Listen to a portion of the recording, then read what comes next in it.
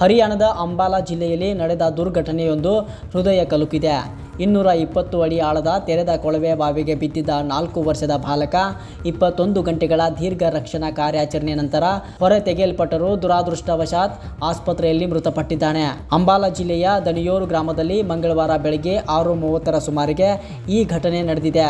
ನಿರ್ವೈರ್ ಸಿಂಗ್ ಎಂಬ 4 ವರ್ಷದ ಬಾಲಕ ತನ್ನ ತಂದೆ ಮಂಜಿತ್ ಜೊತೆ ತಾತನಿಗೆ ಊಟ ಕೊಡಲು ಹೊಲಕ್ಕೆ ತೆರಳಿದ್ದ ವೇಳೆ ಆಕಸ್ಮಿಕವಾಗಿ ತೆರೆದಿದ್ದ ಕೊಳವೆ ಬಾವಿಗೆ ಬಿದ್ದಿದ್ದಾನೆ. ಘಟನೆ ತಿಳಿದ ತಕ್ಷಣವೇ ಸ್ಥಳೀಯರು ಹಾಗೂ ಅಧಿಕಾರಿಗಳು ರಕ್ಷಣಾ ಕಾರ್ಯಾಚರಣೆ ಆರಂಭಿಸಿದ್ದಾರೆ. ಅಗ್ನಿಶಾಮಕ ದಳ, ಪೊಲೀಸರು ಮತ್ತು NDRF ತಂಡಗಳು ಸೇರಿ ಬಹು ಏಜೆನ್ಸಿ ಕಾರ್ಯಾಚರಣೆ ನಡೆಸಿದ್ದು ಸುಮಾರು 21 ಗಂಟೆಗಳ ಕಾಲ ನಿರಂತರ ಪ್ರಯತ್ನ ಮುಂದುವರೆದಿದೆ. ಬುಧವಾರ ಮುಂಜಾನೆ ಸುಮಾರು 3:40 ವೇಳೆಗೆ ಬಾಲಕನನ್ನು ಕೊಳವೆ ಬಾವಿಯಿಂದ ಹೊರತೆಗೆಯಲಾಯಿತು. ನಂತರ ತಕ್ಷಣವೇ ಆಂಬ್ಯುಲೆನ್ಸ್ ಮೂಲಕ ಅಂಬಾಲಾ ಕಂಟೋನ್ಮೆಂಟ್ನ ಸಿವಿಲ್ ಆಸ್ಪತ್ರೆಗೆ ಕರೆದೊಯ್ಯಲಾಯಿತು.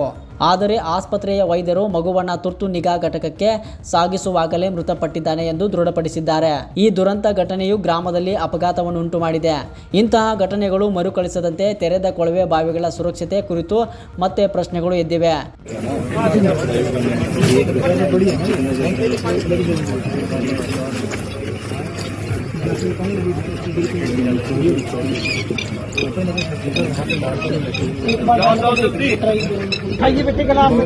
कोई बात नहीं